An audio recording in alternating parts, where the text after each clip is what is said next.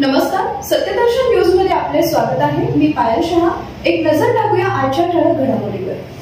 Mock drill नंतर भारत पाकिस्तान युद्धाची तारीख निश्चित। केंद्रीय गृह मंत्रालयाने सर्व राज्यांना 7 मे रोजी मॉक ड्रिल घेण्याचा आदेश दिलेत। देशभरातील जवळपास 244 जिल्ह्यांमध्ये मॉक ड्रिल होणार आहे। भारतात 1971 नंतर पहिल्यांदाच मॉक ड्रिल होणार असून यानंतर ही सायरन वाजवला जाणार आहे। जर भारत पाकिस्तान युद्ध झालं तर नागरिकांनी या युद्धावेळी स्वतःला सुरक्षित कसं ठेवावं याचं प्रशिक्षण देण्यासाठी मॉक ड्रिल असणार आहे। त्यातच आता भारत पाकिस्तान युद्धाची तारीख निश्चित झाल्याचं बोललं जात आहे।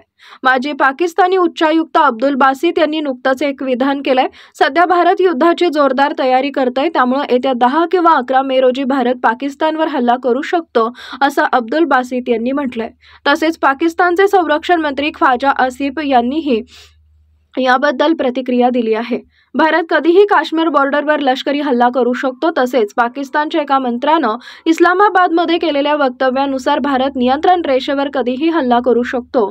नवी दिल्लीला याचं जोरदार प्रत्युत्तर दिलं जाईल।